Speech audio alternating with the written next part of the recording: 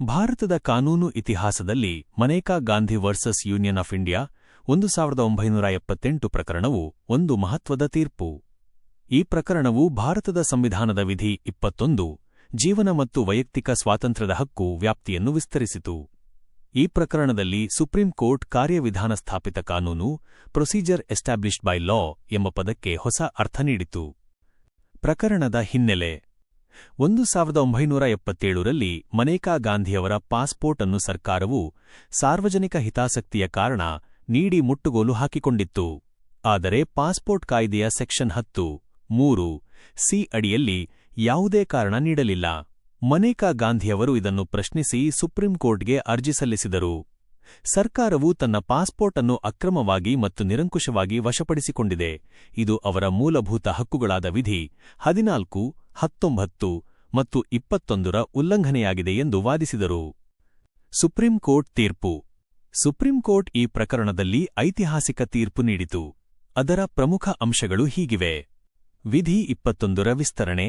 ನ್ಯಾಯಾಲಯವು ವಿಧಿ 21ರ ಅಡಿಯಲ್ಲಿರುವ ವೈಯಕ್ತಿಕ ಸ್ವಾತಂತ್ರ್ಯ ಕೇವಲ ದೈಹಿಕ ಬಂಧನದಿಂದ ಮುಕ್ತವಾಗಿರುವುದು ಮಾತ್ರವಲ್ಲ, ಅದು ವಿದೇಶಕ್ಕೆ ಪ್ರಯಾಣಿಸುವ ಹಕ್ಕನ್ನೂ ಒಳಗೊಂಡಿದೆ ಎಂದು ಹೇಳಿತು.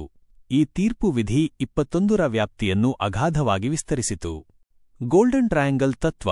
ಈ ಪ್ರಕರಣವು ಸಂವಿಧಾನದ ವಿಧಿ 14 ಸಮಾನತೆಯ ಹಕ್ಕು, ವಿಧಿ 19 ಸ್ವಾತಂತ್ರ್ಯದ ಹಕ್ಕು ಮತ್ತು ವಿಧಿ 21 ಜೀವನ ಮತ್ತು ವೈಯಕ್ತಿಕ ಸ್ವಾತಂತ್ರ್ಯದ ಹಕ್ಕು ಇವು ಪರಸ್ಪರ ಸಂಬಂಧ ಹೊಂದಿವೆ ಎಂದು ಸ್ಥಾಪಿಸಿತು.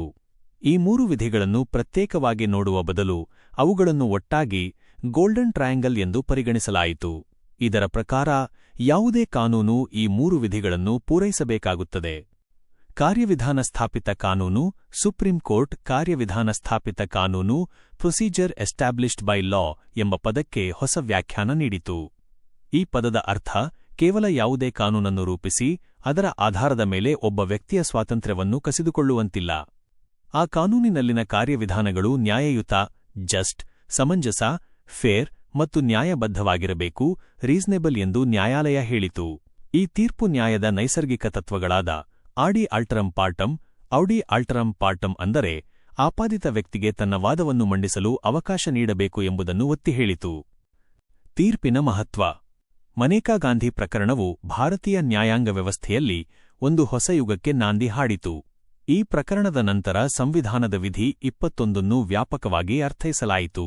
ಜೀವನದ ಹಕ್ಕು ಎಂದರೆ ಕೇವಲ ಬದುಕುಳಿಯುವ ಹಕ್ಕು ಮಾತ್ರವಲ್ಲ, ಘನತೆಯಿಂದ ಬದುಕುವ ಹಕ್ಕು, ಸ್ವಚ್ಛ ಪರಿಸರದಲ್ಲಿ ಬದುಕುವ ಹಕ್ಕು ಮತ್ತು ಶಿಕ್ಷಣದಂತಹ ಹಕ್ಕುಗಳು ಸೇರಿವೆ ಎಂದು ನ್ಯಾಯಾಲಯಗಳು ತೀರ್ಪು ನೀಡಿದವು. ಈ ಪ್ರಕರಣವು ಭಾರತದಲ್ಲಿ ನ್ಯಾಯಾಂಗ ಕ್ರಿಯಾಶೀಲತೆಯನ್ನು ಜುಡಿಷಿಯಲ್ ಆಕ್ಟಿವಿಸಂ ಬಲಪಡಿಸಿತು.